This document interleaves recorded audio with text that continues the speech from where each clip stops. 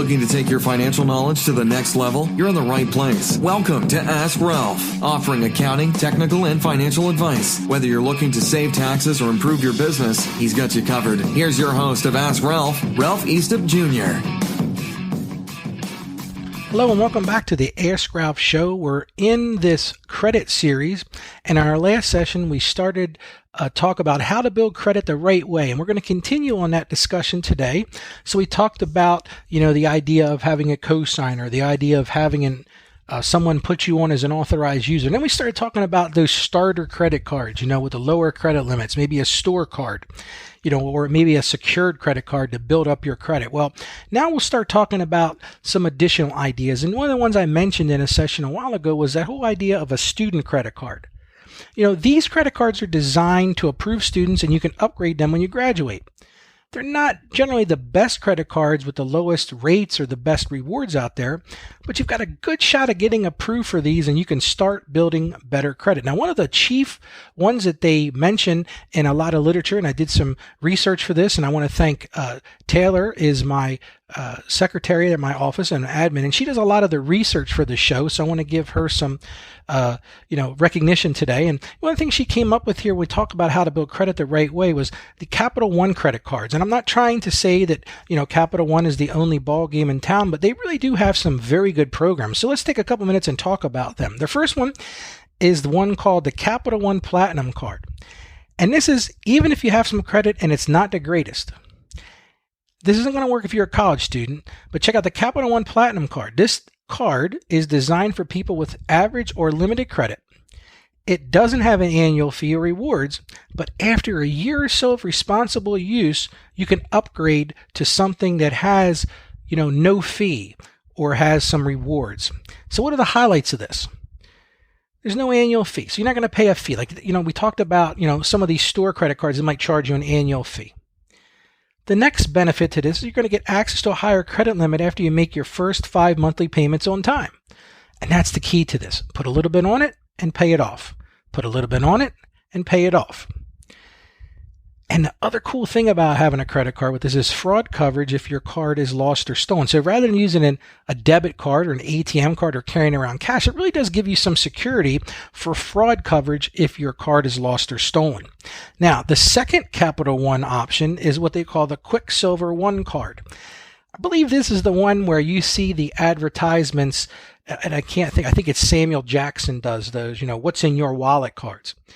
The Quicksilver card is designed for consumers with fair or average credit, but offers a great rewards program. And that's what a lot of people, transitioned into using credit cards for the benefit of these rewards. I have so many clients and friends who, they use them for points. Maybe they're points to buy something. Maybe they're points for, for trips. Maybe they're points for, who knows, whatever. This particular one gets a 1.5% cash back on all purchases. Now, this particular one does have a $39 annual fee. So you got to take a look at this and say, okay, am I going to charge enough on this to earn the 1.5% cash back to cover that $39 annual fee? The cool thing about this one is designed to really give you those rewards. So for every dollar you spend, you're going to get a 1.5% back on your purchase, and you can have them send you that as cash. You can apply it as a credit on your statement. A lot of times, they have relationships with retailers, and you can buy gift cards and things like that.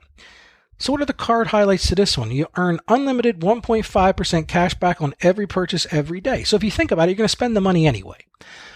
So if you spend $1,000 a month, you're going to earn 1.5% of that every month.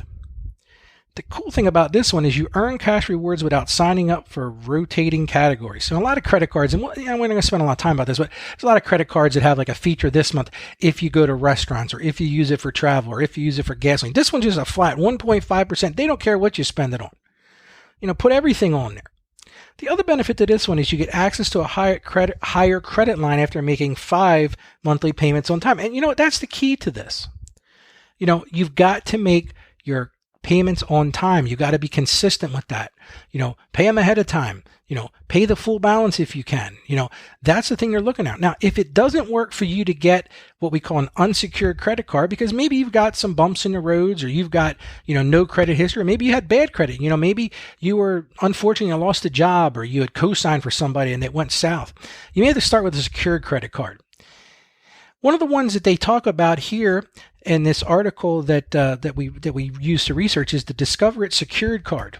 Now, this is a pretty cool option. This is the secured card, has no annual fee, and it still has a generous cashback rewards program. Best of all, after 8 months, you'll qualify for automatic account reviews to see if your account can be upgraded to an unsecured card. And that's really the game here. They're going to give you the secured card, which basically means, listen, it's nothing more than a savings account that's going to back this up. So there's zero risk to the lender. I talked about this with my son. They put $500 in this account. We're going to give you a $500 credit limit. So guess what? If you don't pay, we're going to take your money. And then that's their way of seeing, are you good credit risk? So the key to this one, the card highlights, there's no annual fee, cash back on every purchase, and helps you build your credit with responsible use.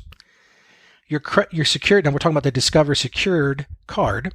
Your secured credit card requires a refundable security deposit up to the amount we can approve of at least $200, which will establish your credit line. And in order to do that, you need to provide them with your bank information when submitting your security deposit. And then after 8 months, they're going to automatically review your account to see if they can transition you to an unsecured line of credit. Again, this is a really cool thing to do.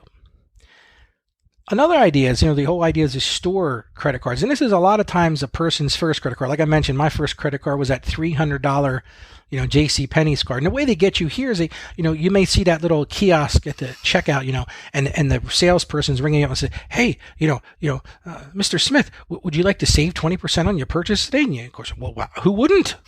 Well, in order to do that, you've got to apply for this credit card.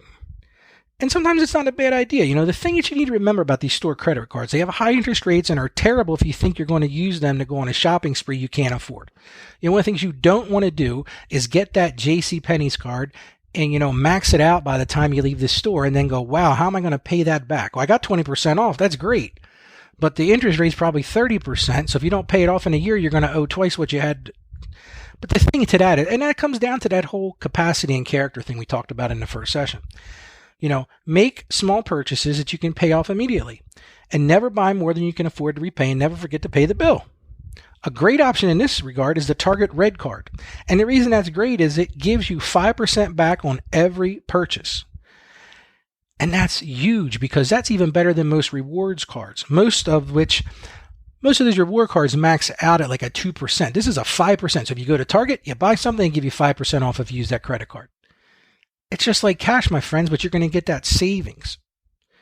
Another one here that we talk about is a small personal loan designed to anyone to build credit. There's a lender called Upstart. Didn't do a lot of research into Upstart, but it's something you might want to consider. That's a credit builder loan. Now be careful with those as well, because a lot of times they've got little sneaky fees and all that they don't exactly talk about, in the literature. So you need to understand what you're getting into. And that's a key with all these things. Understand what you're getting into. Now we're going to continue our next session with some more questions about credit. You've been listening to Ask Ralph, brought to you by Saggio Accounting Plus. Please subscribe to and rate our podcast on Apple Podcasts or wherever you get your podcasts, and leave us a rating and review. Our podcast is produced by Carolyn Peters. Thank you for listening, and be sure to like us on Facebook and follow us on Twitter at Ask Ralph Media. You can also hear me each week on 1450 WILM and on 1410 WDOV in Delaware, and on the iHeartRadio app. Submit your questions or ideas for future shows by sending an email to AskRalph@AskRalph.com. The information contained in this episode of Ask Ralph is based on data available as of the date of its release. Saggio Accounting Plus and Ask Ralph Media Inc. is under no obligation to update this content if changes occur. Applying this information to your specific situation requires careful consideration of all facts and circumstances, and any information provided is not to be considered as financial, tax, or legal advice. Please consult your tax advisor or attorney before acting on any material covered.